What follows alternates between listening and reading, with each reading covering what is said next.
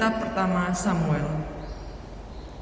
Ada seorang dari daerah Benyamin, namanya Kisi bin Abil bin Zeror bin Behorat bin Avia. Ia seorang suku Benyamin, seorang yang berada. Orang ini punya anak laki-laki, namanya Saul, seorang muda yang elok rupanya. Tidak seorang pun dari antara orang Israel lebih elok daripadanya. Ia lebih tinggi daripada setiap orang sebangsanya dari bahu ke atas. Kisi ayah Saul itu kehilangan keledai-keledai betinanya. Sebab itu berkatalah Kisi kepada Saul anaknya, "Ambillah salah seorang bujang, bersiaplah dan pergilah mencari keledai-keledai itu." Lalu mereka menjelajah pegunungan Efraim, juga mereka menjelajah tanah Sahalim, tetapi keledai-keledai itu tidak ada. Kemudian mereka menjelajah tanah Benyamin, tetapi tidak menemuinya. Ketika Samuel melihat Saul yang datang minta petunjuk, bersabdalah Tuhan kepada Samuel, "Samuel, inilah orang yang kusebutkan padamu itu. Inilah orang yang akan memegang tampuk pemerintahan atas umatku." Sementara itu, Saul datang mendekati Samuel di tengah pintu gerbang dan berkata, "Maaf, di mana rumah pelihat itu?" Jawab Samuel kepada Saul, katanya, "Akulah pelihat itu. Naiklah mendahului aku ke bukit. Hari ini kamu akan makan bersama-sama dengan daku. Besok pagi aku membiarkan engkau pergi, dan kemudian aku akan memberitahukan kepadamu segala sesuatu yang ada dalam hatimu." Maka keesokan harinya Samuel mengambil buli-buli berisi minyak, dituangnyalah ke atas kepala Saul, diciumnyalah dia sambil berkata, "Sungguh, Tuhan telah mengurapi engkau menjadi raja atas umatnya Israel. Engkau akan memegang tampuk pemerintahan atas umat Tuhan, dan engkau akan menyelamatkannya dari tangan musuh-musuh di sekitarnya."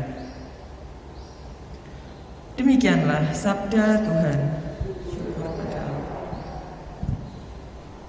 Ya Tuhan, karena kuasa-Mu-lah Raja bersukacita. Karena kuasa-Mu-lah Raja bersukacita. Tuhan, karena kuasa-Mu-lah Raja bersukacita. Betapa girang hatinya karena kemenangan yang Kau berikan.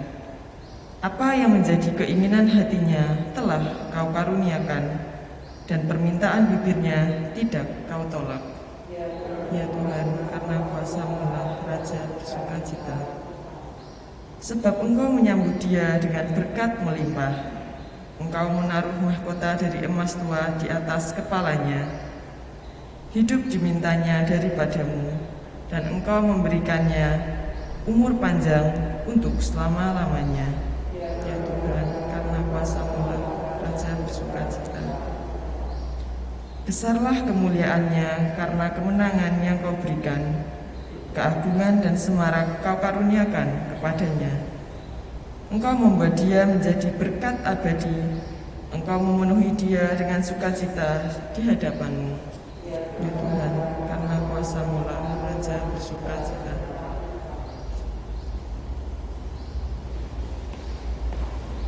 Haleluya.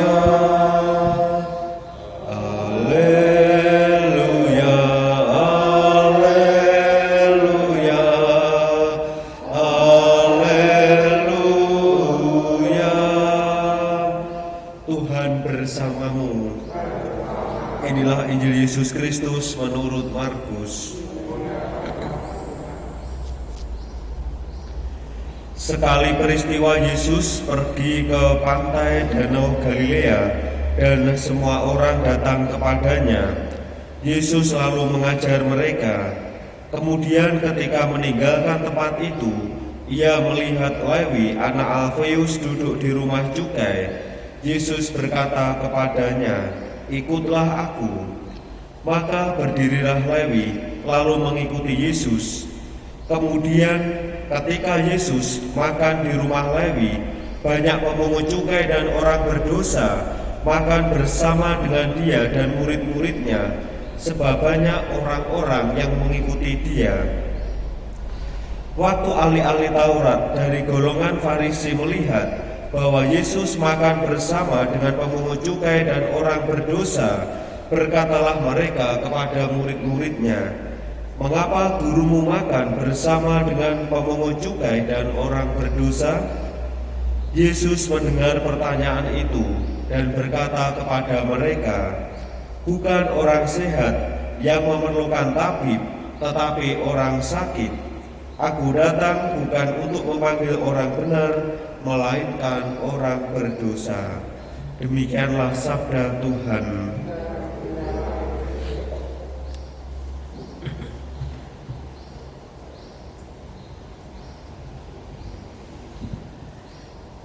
Saudara-saudari yang terkasih, Allah memiliki misi di dalam karya keselamatan, yaitu menyelamatkan umat manusia yang telah jatuh ke dalam dosa. Misi itulah yang senantiasa dilakukan oleh Tuhan Yesus di dalam karya dan hidupnya. Orang sakit disembuhkan. Ia melakukan berbagai macam mukjizat untuk menunjukkan bahwa kuasa Allah sungguh-sungguh pada akhirnya memulihkan hidup dan martabat manusia. Dan kalau hari ini Yesus memanggil Lewi, seorang pemungut cukai yang dianggap sebagai orang berdosa oleh masyarakat, tetapi Yesus justru memanggil, memberikan pengampunan dan menjadikannya sebagai salah pengikut rasul darinya. Saudara-saudari yang terkasih, karya keselamatan Allah tidak pernah memandang siapa yang dipanggil, tetapi pertama-tama adalah kemauan dari diri sendiri, seperti yang dilakukan oleh Lewi. Ketika dia mendapatkan panggilan dari Yesus, maka dia segera meninggalkan segala sesuatu dan mengikuti Yesus. Demikian pula dengan hidup kita. Apakah kita juga mengalami dan merasakan bahwa Tuhan sebenarnya juga memanggil kita ikut campur tangan di dalam hidup kita, dan kita pun mengikuti, terbuka dengan apa yang dilakukan oleh Tuhan. Saudara-saudari yang terkasih, kita pun juga adalah sebagai orang-orang yang berdosa, sebagai orang-orang yang terbatas, orang-orang yang memiliki kelemahan.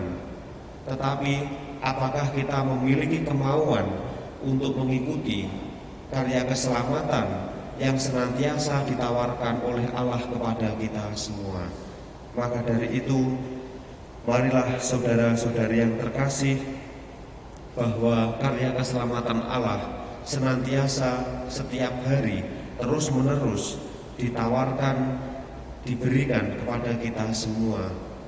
Marilah kita berani menanggapi karya keselamatan Tuhan, supaya kita pun dari hari ke hari semakin dekat dengan Yesus sendiri.